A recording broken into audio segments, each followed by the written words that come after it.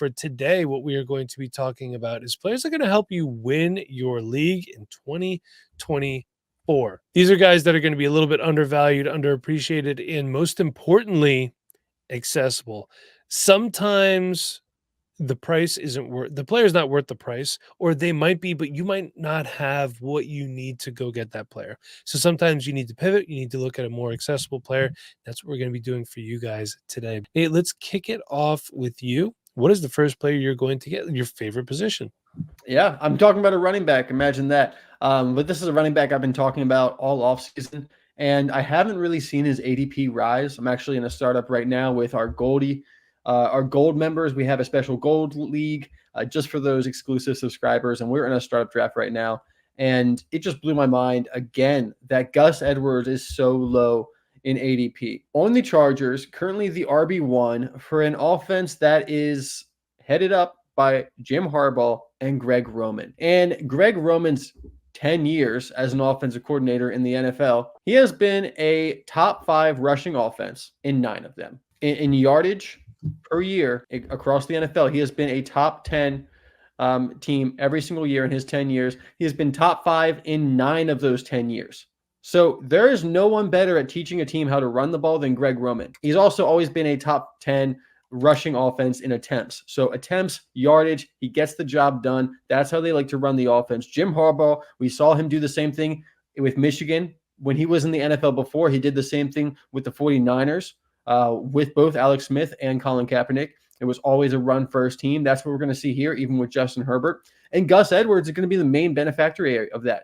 I know J.K. Dobbins is there. Believe me, I know all about J.K. Dobbins. I have been hoping for J.K. Dobbins for years now, and he has not been healthy since his rookie season. He has not played a full season since his rookie season. He only played one game last year. In that game, he had 8 carries for 22 yards. It was 2.8 yards per carry. It was not good. I want to believe in J.K. Dobbins coming back healthy. But even if he comes back healthy, I don't suspect that he can stay healthy, or even that he's the same player that he was before all of these injuries. He's had the Achilles injury, the ACL injury. Those things are tough on their own. When you put them together, it's just, I don't have a lot of optimism for J.K. Dobbins as much as I love him as a player. You got a great offense for Gus. You got not much competition because Kamani Vidal's there, and we all like him, but still at the end of the day, he's a day 3 pick. And then let's talk about Gus himself, coming off a year where he had 13 touchdowns last year with the Ravens, a career high, Mike, a career high with 12 receptions. Okay. So he can catch the ball. Okay. He also had 4.9 yards per carry across his career, 699 touches. There's still a lot there for Gus. And I'm excited about what we can see this year. And I go back to his value, Mike. That's what it comes down to. I say you can get him for a late second. Keep Trade Cut says you can get him for early 3rd, mid-3rd. He's next to Bucky Irving, Malachi Corley. Come on. This is a running back that I have a lot of faith will finish at least as a top 24 running back. And with some touchdown luck, could possibly be a fringe RB1 if he has some good touchdown luck and sees more than 12 receptions. Mind you, he did catch 12 out of 13 last year. So when they throw him the ball, he catches it. I suspect that he'll have more work with Justin Herbert, who is more likely to throw to a running back than Lamar, who Lamar Jackson never throws to running back. So that's part of that offense there, part of Lamar. I don't think it's necessarily a Greg Roman thing. So I just have high hopes for Gus Bus, and I feel like it's very logical. And, you can call me on Homer because he was with the Ravens for so long, but it just seems obvious that Gus Edwards is going to do well this year. On the same team, and I'm going to talk about Los Angeles Chargers wide receiver Josh Palmer, Nate. It's 164 and Keep Trade Cut. Wide receiver 58. The disrespect. It's gross, but it's real. And right now, hate to say it, all you McConkey stands can come at me. That's fine, but he is arguably the best starting wide receiver for the Chargers. The starting 3 are DJ Chark, Josh Palmer, and Lab McConkey. Quentin Johnston and Brendan Rice are listed as backups. And look, we all like Lab McConkey. I like him as well, but he hasn't done anything in the NFL yet. We've seen what Josh Palmer can do. He did miss 6 games with a knee sprain, a game with a concussion. So buy him on the injury dip if you can. I think he's got a real shot to be the guy. Keenan Allen in Chicago. We talk about the important things here at the Dynasty Run. His yak rec has improved every year from 21 to 23, 3.0 to 3.5 to 5.0. He's got a career contested catch percentage of 48.6 as well. He's coming down with almost half of them. It's the last year of his deal. Okay, so he's going to make some money either with the Chargers or he's going to get to handpick his team and go somewhere else. You can get him for a second right now for Brian Robinson. Some people are out on him. I'm personally not, but the values line up according to Fantasy Calculator. He's also a guy that you could use as a tier down wide receiver as well. If you don't think you're competing, you have a vet like Mike Evans or something like that you want to move off of, you can get Josh Palmer and plus assets. Another running back, going back to the running back well, Mike, This is so unlike you. I know. I think there's some undervalued running backs. And honestly, I just looked at all the wide receivers and I was like, well, I like that wide receiver. I like that wide receiver. How can I choose one? Let's pick a running back that people are kind of sleeping on. And that's Alvin Kamara, 29 years old. So he's definitely, getting older at this point. But this is the guy who was the RB3 in points per game last year, Mike, with 17.9 points per game. He's productive. He's extremely productive. Right now, RB27 on Keep Trade Cut. And for those at home, I forgot to tell you, Gus Edwards is the RB48. That is madness. Kamara, RB27 right now. And look, I'm sorry, all you Kendre Miller fans, including me at one point, doesn't seem very good. There's not like any hype for Kendre right now. There's actually like anti-hype. A lot of bad stuff coming out from the coaches, just talking about him not being ready. And, he's missed time with injury before last year. So I don't know what's going on with Kendre Miller, but right now it's looking like Alvin Kamara does not have too much competition in that backfield. I know Jamal Williams is still there, but we barely got to see him at all last year. So Alvin Kamara is going to be out there. He had 75 receptions last year, Mike, in 13 games. Now, that was not a career high. He's hit 81 three separate times. Then I believe he hit 83 or 85 a year after that. But 75 in 13 games, that's a pretty great pace. And he was on pace to have a career high if he got to play every single game. Now, the rushing efficiency was down 3.9 yards per carry. You don't really like that. But we know that Alvin Kamara, his value to you in fantasy football is not based on his rushing production. It never has. It's the volume that he gets out of the running back position in the passing game. With the offense looking very similar to how it looked last year. It's Chris Olave, is now Rashid Shaheed as the wide receiver 2. Kind of was last year, but Michael Thomas was still out there sometimes. And then I guess wide receiver 3 is Bub Means, A.T. Perry, someone out there. Derek Carr's got to throw to somebody. And it's going to be Alvin Kamara most of the time. Juwan Johnson, their starting tight end, has been on the IR for most of the preseason. He just got activated today. So this offense, this passing offense and the rushing offense is really going to go through Chris Olave and Alvin Kamara. So I think Kamara is in for a ton of volume. I know the efficiency isn't there. I'm not saying he's going to run for 5 yards per carry, but also this is a guy that over the last 3 years, he hasn't really done more than a slightly over 4 yards per carry. He has not had rushing efficiency for 3 or 4 years now. That's not the player he is at this point. But the volume that he gets out of the backfield in the receiving game is really great for fantasy football. You can get him right now for a second-round pick. He's also valued similarly to Brian Robinson, to Jalen Wright, as 2 separate running backs you can kind of tier off of. And yeah, he's old. It's probably a 1-year rental. But if you're a championship contender and whether this is your RB2 that you're putting in there, or if you're able to put Kamara in your flex, you're not going to find a better flex than Alvin Kamara. Nate, I'm going to go ahead and stay at the running back position. And this guy I've been talking about for a while, and I'm going to keep doing it until you people finally start to get it. And that is New York Giants running back Devin Singletary. He's player 157 on Keep Trade Cut, running back 39. He's just been extremely productive in his career. Nate, 4,049 career rushing yards, 1,164 career receiving yards, and 24 total touchdowns.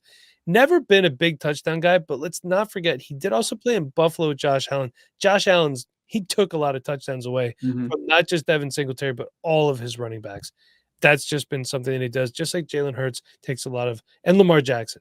These guys all take a lot of touchdowns away from the running backs. It's just how it is. The thing about Devin Singletary, Nate, he's never supposed to be the guy and ends up being the guy. So now he gets to be the guy. And I'm excited to see how it goes because behind him is Eric Gray, Tyrone Tracy, and Jayshon Corbin. So a lot of potential, but also a lot of question marks. This is a proven commodity right here. Career rushing average of 4.6 yards per carry. Look, Saquon Barkley only averaged 3.9 behind this line in 23. He finished as running back 13 with a 247 carry stat line, 962 yards and 6 touchdowns. So I expect Devin Singletary to be a running back too, given this same opportunity. I don't think he'll be running back 13. He is not as good as Saquon Barkley. However, I think he could be a mid to low end running back too. It's going to be startable for you for sure. And like I said before, sometimes you have to buy the player. Nobody wants to be competitive. especially if they're given an opportunity, and he is. You can grab him right now for like 225 seconds. Rashid Shaheed is valued around there. And here's one, a little bit of a quote-unquote tear down. We'll get a little younger too. James Conner for Devin Singletary in the third. So these are all very manageable deals. And again, when we talk about deals here, we're not saying this is the end-all be-all. These are good starting points. Every team is different.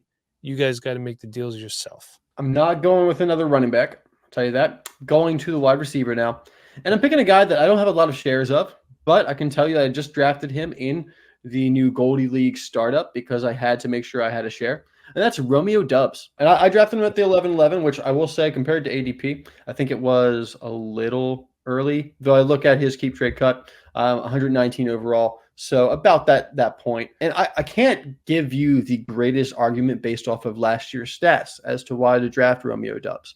Because you look at last year's stats, it was a decent stat line for a second-year player in an emerging offense. There was some inconsistencies with the Green Bay Packers offense, and there's a lot of competition there, which I'll talk about in a second. But 17 games played, 96 targets, 59 receptions for 674 yards, 8 receiving touchdowns. Averaged 10.3 fantasy points per game, which was good for wide receiver 46 on the season in the points per game format. Yards per route run, pretty average, 1.33, which was good for 64th in the league. Not a ton that's really showing, hey, this is a breakout player. But Mike, the camp hype, not just from the beat reporters, but also from Jordan Love, has been huge for Romeo Doubs. And we know that we're trying to figure out who's going to be the wide receiver one there. And, I'm a huge Jayden Reed fan. You are yourself. We all love Jayden Reed here. He's going to absolutely be a huge part of that offense. But I think Romeo Doubs, it might end up being a 1A, 1B situation between the two of them. I'm not a Christian Watson fan. Guy can't stay healthy. He's effective when he's on the field, but he's not on the field very often. You got Dontavian Wicks there, who had a bit of a breakout at the end of the year last year. But I think for him, he's just kind of stuck at not the bottom, but near the middle of the totem pole. I think Romeo Doubs and Jayden Reed and Christian Watson are kind of just ahead of him in the pecking order, making him possibly the best wide receiver 4 in the league right now. And then not just at the wide receiver position, where they also have Bo Melton, who we've heard a lot of great things as their wide receiver 5, and apparently he could apparently be a wide receiver 3 on another team. So, the Packers have done really well with their drafting the wide receiver position here recently. You also got Luke Musgrave there. You got Tucker Kraft there. You got guys who can catch it in the backfield like Josh Jacobs. You got Marshawn Lloyd. So there's a lot going on there. But I think Romeo Doubs, the camp hype has been going from just not the beat reporters who've been saying that he is the wide receiver 1 for this offense, but Jordan Love. Hey, I was watching this little video podcast and they were talking to Jordan Love. Hey, 4th and goal, you're on the 5-yard line, 10-yard line, something like that. What's the play you're going to drop? Pick any players you want. He put Romeo Doubs at his X, and he said, I know if I throw the ball to him, he's going to come down with it. This guy, I think, is poised for a breakout. We saw him be really good after the catch in college. We haven't seen it quite to the level we were expecting in the NFL at this point. But I think now with this offense evolved, Jordan Love feeling confident, we're going to see a lot out of Romeo Doubs. And why I get excited about that moving forward is because Doubs was one of the best wide receivers in the postseason last year. In the 2 games that they played, he was the second highest PFF graded wide receiver in all of the postseason last year. And he went out there, he caught over 200 yards. He was one of the highest in receiving yards for the postseason last year, despite not making it all the way to the Super Bowl. So this guy has definitely had this late breakout at the end of last year and going into this year. It sounds like he is ready to really have that third-year breakout that we used to see, and I think it's going to come. So, you got him, you got Jayden Reed, you got all this talent, but Doubs, while he's not probably going to be the wide receiver 1 overall or anything like that, probably not a top 12 guy. You're going to get a great value because he's keep trade cut. 119, like I said, I got him on Sleeper. His ADP on Sleeper at the time when I picked him was 143. So there is a huge difference in how he's being valued on Keep Trade Cut versus how he was being valued in Sleeper. So go see if you can take advantage of that discretion. This guy's someone I want. You can get him right now. Adonai Mitchell, Calvin Ridley, 2 wide receivers. I would move for Romeo Doubs. I think his future looks brighter than either one of them. And then also Stephon Diggs. If you're looking to get younger, I think it's a guy you can move. Go back to running back. Let's talk about Cincinnati Bengals running back Zack Moss. He's buried 170 on Keep Track of running back 41. This is a guy that I think is going to be the 1A in the offense. Now, do I think Chase Brown is going to be viable? I do. I just think that Zack Moss is the first man up. I think he's the guy that's the first off the bench. He may get the first and second down work. Maybe Chase Brown gets the third down work. He's still going to catch some passes. He's going to get a bunch of run. He was really good when Jonathan Taylor was out last year as well in weeks 1 through 4 and 13 to 15. Those were the weeks that Jonathan Taylor was out. Now, he did not play in week 1. 102 carries, 372 yards, a touchdown, 15 for 96 and 2. Now in weeks 5 and 6, when Jonathan Taylor was limited coming back from injury, check this out. 30 carries for 186 and 3. 8 for 68 and 0, and he had a 100-yard game. He had 165 in week 5. So this shows that even though he's not the guy, I think he's more effective and efficient when he doesn't have to carry all the touches. He's not going to have to do that with Chase Brown there.